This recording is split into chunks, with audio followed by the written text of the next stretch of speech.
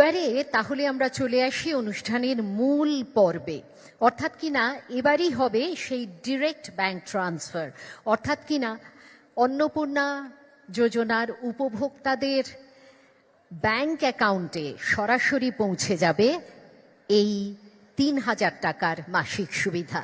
মাননীয় মুখ্যমন্ত্রীকে অনুরোধ জানাবো।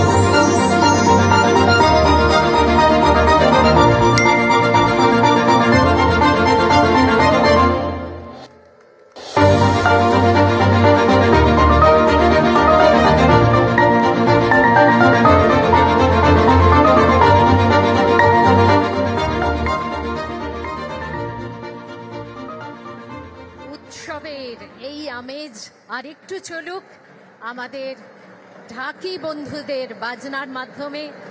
শঙ্খবাদন অন্নপূর্ণা যোজনার উপভোক্তাদের।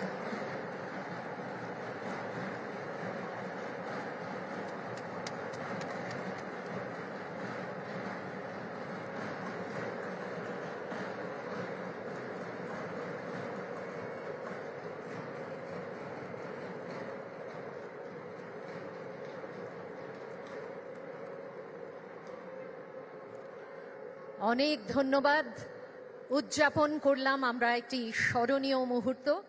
এবারে ৫টি জেলা থেকে প্রতিনিধিত্বমূলকভাবে আগত ৫ জন অন্নপূর্ণা যোজনার উপভোক্তাদের হাতে মাননীয় মুখ্যমন্ত্রী এবং অন্যান্য বিশিষ্ট মন্ত্রীরা, বিশিষ্ট জনেরা তারা তুলে দেবেন এই অন্নপূর্ণা যোজনার শংসাপত্র, আমাদের তরফ থেকে কিছু উপহার।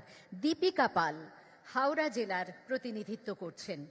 শংসাপত্র, সেই সঙ্গে আমাদের তরফে কিছু উপহার, মিষ্টি, উত্তরীয় ও একটি পার্স।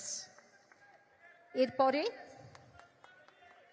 হ্যাঁ, আমরা এই মুহূর্তটিকে ধরে রাখতে চাই ছবির মাধ্যমে। ধন্যবাদ, ধন্যবাদ জানাই দীপিকা পালকে। এরপরে শ্যামলী সামন্ত হুগলি জেলার প্রতিনিধিত্ব করছেন। তার সঙ্গে আছেন আমাদের দপ্তরের আধিকারিক। শংসাপত্র এবং আমাদের তরফে ছোট্ট কিছু উপহার তুলে দেওয়া হচ্ছে। দপ্তরের মাননীয় মন্ত্রী এই কাজটি করলেন। ধন্যবাদ। এরপরে ডেকে নেব কলকাতা জেলার প্রতিনিধিত্ব করছেন যিনি, শ্রীমতী পল্লবী